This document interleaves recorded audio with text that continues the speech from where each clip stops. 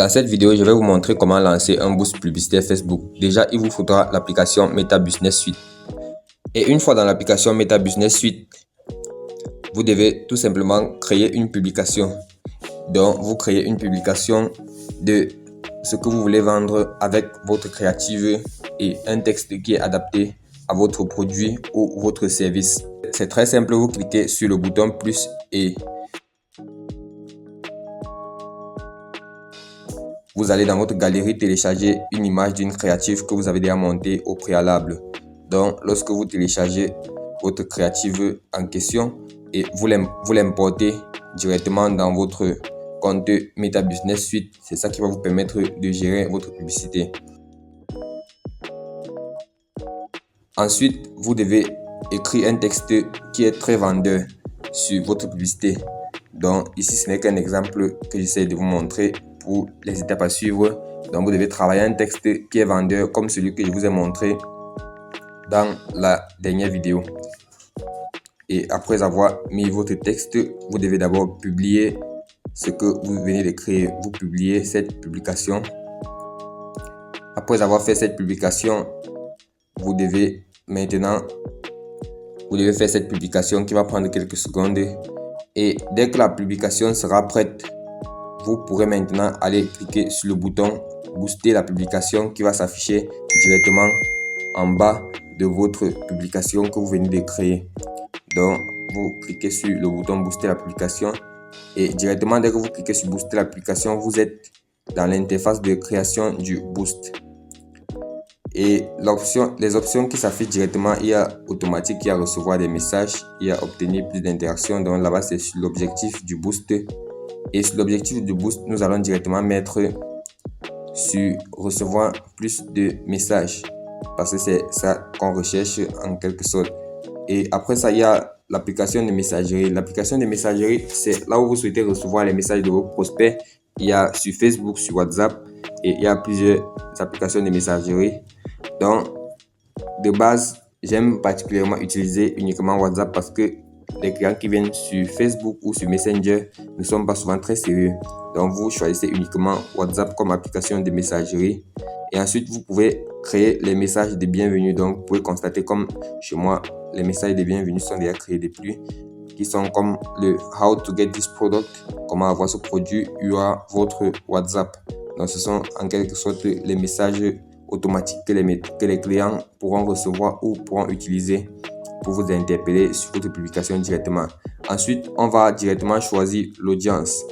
Donc, l'audience, c'est en quelque sorte qui va acheter, il est situé où et comment vous souhaitez qu'il soit ou à quoi il s'intéresse. Donc ici, c'est là où vous allez faire le ciblage de façon la plus détaillée possible. Donc, c'est pas comme dans les campagnes Andromeda. Ici, on fait tous les ciblages. Et dans les ciblages, on peut cibler l'âge minimum, l'âge maximum. On peut choisir le pays, la ville, le quartier, exactement comme vous le souhaitez. Donc, en fonction de l'offre que vous avez et de la disponibilité à fournir votre produit ou votre service à votre client. Donc ici, j'ai sélectionné par exemple Abidjan en Côte d'Ivoire que j'enregistre tout simplement. Donc, mes clients seront situés à Abidjan. Ensuite, il faut sélectionner le centre d'intérêt des clients. Le centre d'intérêt, c'est ce à quoi vos clients s'intéressent.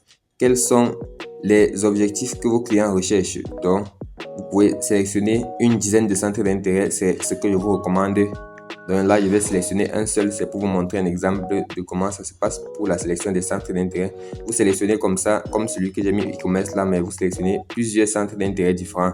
Et tous ces centres d'intérêt doivent tourner autour du besoin de votre client et de votre offre que vous avez à lui faire. Et une fois le centre d'intérêt créé, c'est bon. Vous vérifiez que l'audience Advantage Plus est activée. C'est très important pour que votre publicité soit économique et rentable. Après cela, vous devez aller directement sur le budget quotidien ou le budget du boost à utiliser. Donc, vous pouvez voir un exemple comme là, déjà, il y a un budget à 3 €. Et sachez que lorsque vous voyez 3 €, c'est 3 € fois 655 francs plus 20% de ces 3 € là. Donc, vous pouvez faire le calcul directement avant de déterminer le budget que vous allez lancer dans le boost de votre publicité.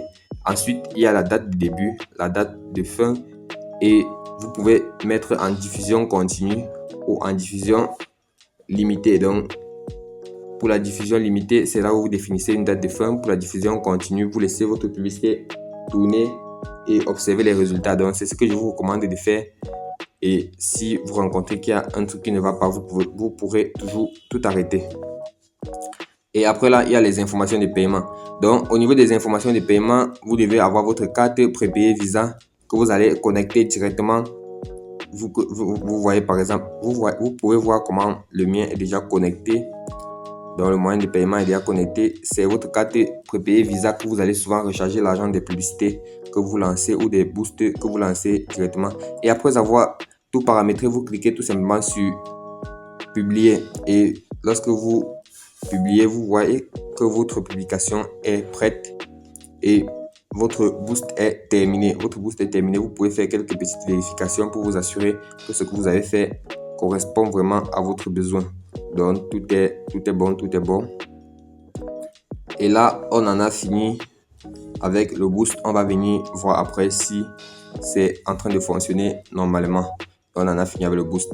Et pour les campagnes publicitaires Facebook avec votre téléphone, vous devez télécharger l'application gestionnaire de publicité Facebook. Donc c'est juste l'application que vous voyez à droite de l'application Business Suite.